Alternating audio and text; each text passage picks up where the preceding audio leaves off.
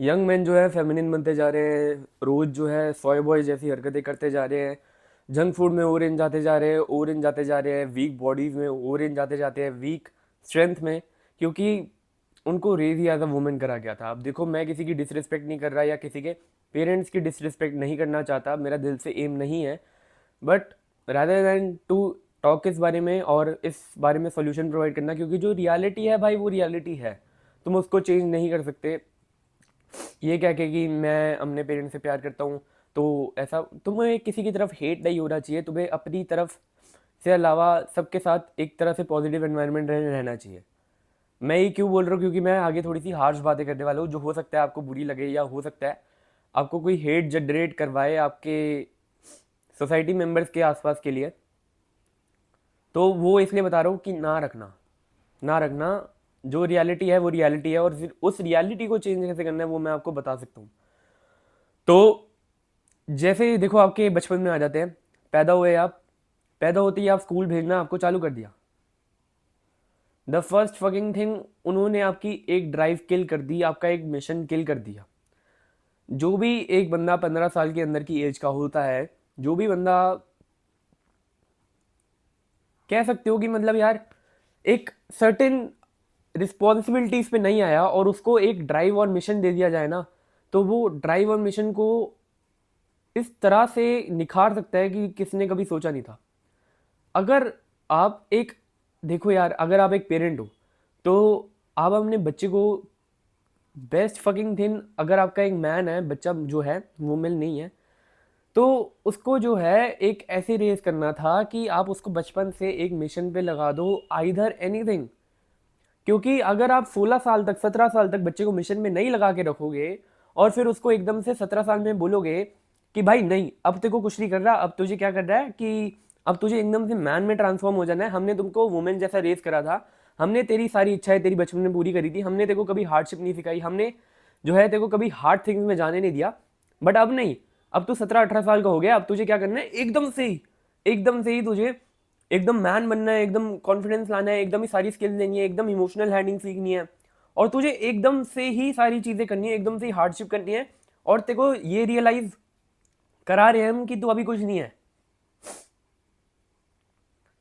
ये हो रहा है, यही हो रहा है, क्योंकि जब मैं, देखो, मैं जिस टाइम से स्कूल से बाहर आया हूं तो I feel much more masculine, क्योंकि स्कूल जो है आपको एक तरह से सप्रेस कर ही रहा है।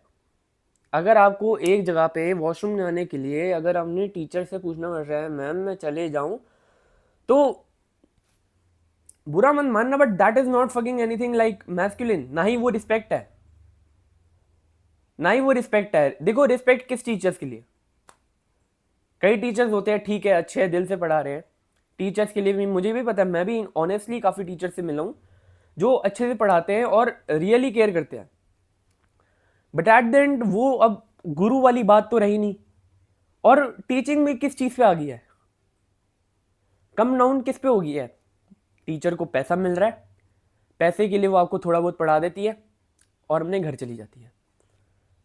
एजुकेशन बहुत ज़्यादा इंपॉर्टेंट है, स्कूलिंग इंपॉर्टेंट नहीं है। एजुकेशन, बंदा एजुकेटेड होना चाहिए, वेल एजुकेटेड होना चाहिए, पर वेल स्कूल्ड नहीं होना चाहिए।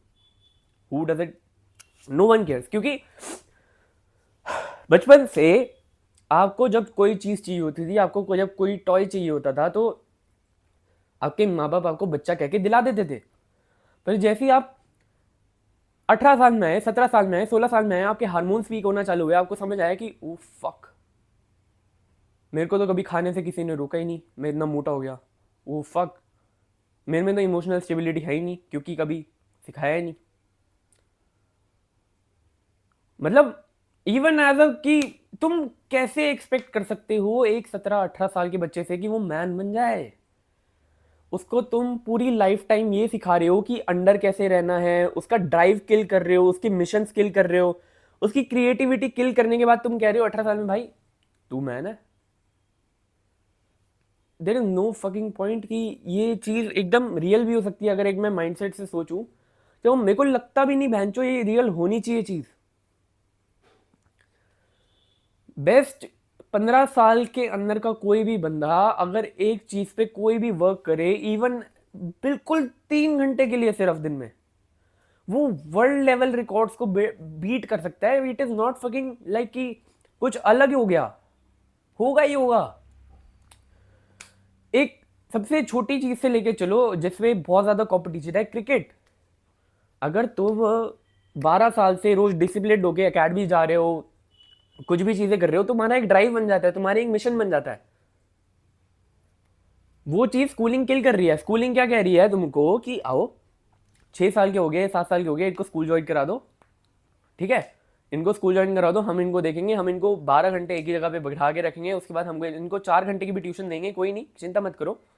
8 घंटे स्कूल के बाद हमको 4 घंटे की ट्यूशन भी लगाएंगे, कोई नहीं, उसके बाद हम इनको होमवर्क भी देंगे, और फिर हम इसको 5 से 6 दिन हफ्ते में बुलाएंगे भी, और नहीं बुलाएंगे तो हम इनके पेरेंट्स को बुला के कह देंगे आपका बच्चा स्कूल जाने लायक नहीं है। ये कौन सा ड्राइव है, ये कौन सी मिशन है, ये कौन सी ड्राइव थी, ये कौन सा मिशन था जिससे मुझे कोई रिजल्ट नहीं मिला? 12 साल इंटू वट आउटपुट, 12 साल हर एक दिन 8 घंटे, what is the fucking output? कोई आउटपुट नहीं है। तुमको रेस करा गया है, अभी तक रेस करा गया है टू बी फेमिनिन। और इनमें कोई, मैं ये नहीं कह रहा कि पेरेंट्स की भी गलती है। अगर तुम उनके लेंस से देखो कि वो सोचते हैं कि तुम सोसाइटी में कहीं पीछे ना रह जाओ, तुम अगर बड़े हो तो कहीं पीछे ना रह जाओ, तुमको स्कूलिंग करा देते हैं, तुमको एक कॉलेज ज्वाइन करा देते हैं क्योंकि तुम सोसाइटी में कहीं पीछे ना रह जाओ, तुम जिंदगी में कहीं पीछे ना रह जाओ, स्किप आउट ना कर दो। तुम्हारी जिंदगी में कभी मुश्किल आई तो तुमको बताई रही, या तुमको हैंडल नहीं करे दी, जितना चाहे उतना खिलवा दिया, जो मांगा तुम्हें मिल गया, pizza, burger, chips, anything. Hard work करना तुम्हें सिखाया नहीं गया। 8 घंटे स्कूल में बैठा के 4 घंटे ट्यूशन, अलग से होमवर्क, ट्यूशन का होमवर्क अलग, स्कूल का होमवर्क अलग, ये सिखा दिया तुमको कि ये करना है। 12 साल करवाया। आई एम नॉट सेइंग कि मतलब वो टोटल ही वेस्ट है कि मुझे बोलना है, मुझे ये करना है, मुझे ड्रेसिंग सेंस आई, मुझे मैनर्स आए, बट एक अगर तुम 1 साल प्रॉपर उठा के देखो तो जो इवन एक 12वीं की पढ़ाई है, एक बंदा एक अच्छे मोटिव से करे, एक अच्छे ऑल इन हो के, अगर 8 घंटे, रियली वाली बात है, 2 महीने की पढ़ाई है सिर्फ, मैं बुद्धू बच्चे की बात कर रहा हूँ। 8 घंटे, जो अगर 8 घंटे स्कूल जाता है और 4 घंटे ट्यूशन को दे रहा है, उसके लिए बुद्धू पढ़ाई है, मतलब 2 महीने की से ऊपर की पढ़ाई नहीं है। उस पर पहले 12 महीने वेस्ट कराए, तुम्हारा ड्राइव मिशन किल करा दिया ना। तुम स्कूल में बन गए, तुम कुछ कर ही नहीं सकते हो, तुम्हारी को अंदर कोई ड्राइव ही नहीं है, पैदा ही नहीं करी, खत्म करा दी। तुमको ऐसी ऐसी बातें सिखाई गई, ओ मैन का गर्ल्स के साथ रहना खत्म है, तुम्हारी सेक्सुअल नीड्स खत्म कर दी। और क्या है लिटरल, और क्या है, तुमको बांध के तुम्हारी पहले सारी डिजायर्स वगैरह खत्म कर दी। क्योंकि एज ऑफ अगर मैं अपनी बात करूँ तो मैं भी जब जाता था 12-13 साल की उम्र में क्रिकेट एकेडमी में, तो मेरे पास चॉइस होती थी कि मैं बड़ी मुश्किल से, मतलब मैंने ज्वाइन कर पाया था, क्योंकि सारे ट्यूशन सेंटर्स जो थे वो 5 बजे की क्लासेस लेते थे ऑलमोस्ट सारे, और मेरी एकेडमी 7 बजे तक चलती थी, 4 से 7। तो मैंने बहुत मुश्किल से किसी टीचर को अरेंज करा था, क्योंकि मैं रियली चाहता था कि मैं वो सब चीज़ें ना छोड़ूँ उस टाइम पे। मैंने एक टीचर को अरेंज करा था जो मुझे रात को 9:30 के अराउंड आगे पढ़ा पाए। तुमको रेज करा गया है फेमिनिन, तुमको बताया गया है ऐसे ही करना है।